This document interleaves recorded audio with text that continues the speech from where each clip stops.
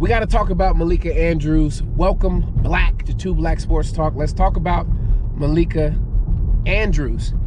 A lot of content creators are going after her because she appears to take a strong stance on allegations when they are involving Black athletes and coaches. She appears to take a strong stance in protecting women, uplifting women, women's sports. But when it comes to white athletes, she appears to take a different approach. Josh Giddey of the Oklahoma City Thunder is being investigated by the NBA, and I just read that the Oklahoma law enforcement is looking into these allegations as well. A lot of people were hoping Malika Andrews and all sports media would talk about this. You see, the problem with the critique is that it wasn't only Malika Andrews who was not talking about this. Stephen A. Smith didn't talk about it. In fact, Stephen A. Smith got online and said that he couldn't talk about it because he didn't want to be sued. And that's not only is that disingenuous, it's also disrespectful. It's intellectually disrespectful, because as a trained journalist, you know the language to use. You know what type of language you can use. There are allegations surfacing that Josh Giddey may have been involved with an underage woman. We are following this story, and we will provide updates as they come.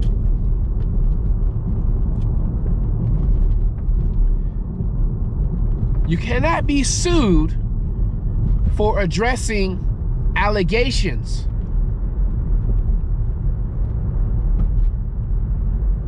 You can't. Stephen A. Smith knows that. So a lot of people went after Malika, but they didn't keep the same energy with all other media outlets. Remember when, what's his name from the MMA, was seen hitting his wife, and his wife hit him as well. And a sports writer at ESPN posted a tweet that they were instructed not to talk about it. They were instructed not to talk about it.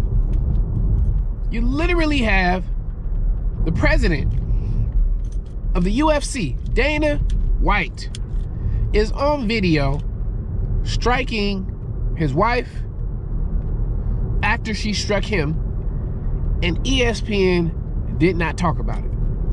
It's the same thing with P. Diddy, where certain media outlets were not reporting the lawsuit only until it was settled.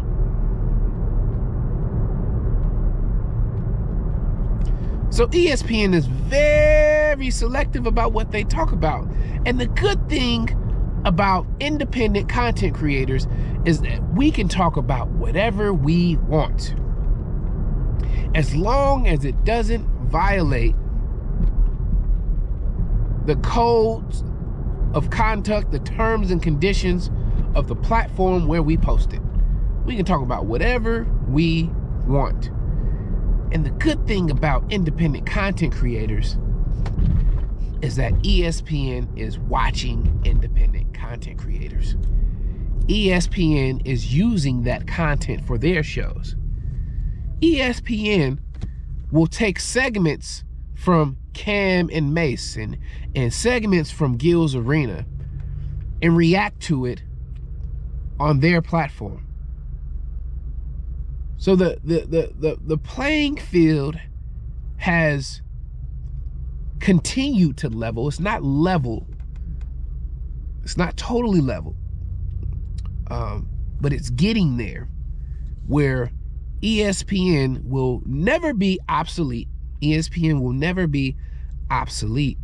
But in terms of picking an outlet where you want to hear sports commentary, it's an a la carte world where you see people like Pat McAfee and Gilbert Arenas and JJ Redick doing things on their own, with their own money in some instances.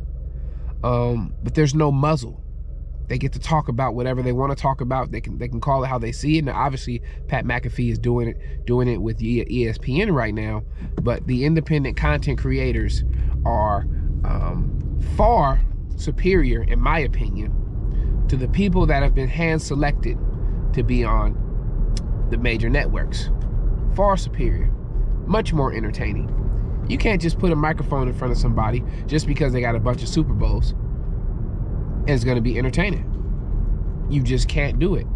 Everybody is not entertaining. Everybody is not engaging.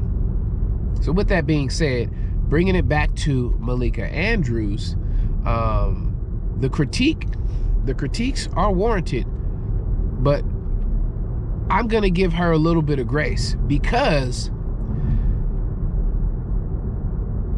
these figures, these talking heads, they have something called a producer, a show producer. And the producer will tell them, this is what we are going to talk about. So if the producer does not say, hey, we are going to do a segment on Josh Giddey, then they will not do a segment on Josh Giddey. Now, if the producer says they are going to do a segment on Josh Giddey, then it is on the host and the co-host and the guest to do their research and come up with talking points. What am I going to say when we talk about Josh Giddey? So I'm going to give her the grace in that she may be a part of the production team. I think that they should have some input. It should be a collective effort in selecting things to discuss. But her job title is not producer. So with all of the critique, we can give her a little bit of grace because Malika Andrews is an employee and she absolutely wants to work her way up. She wants to work her way up. Malika Andrews, for all intents and purposes, is still a rookie. She is still relatively new. And I'll say that she's actually doing a good job in terms of fulfilling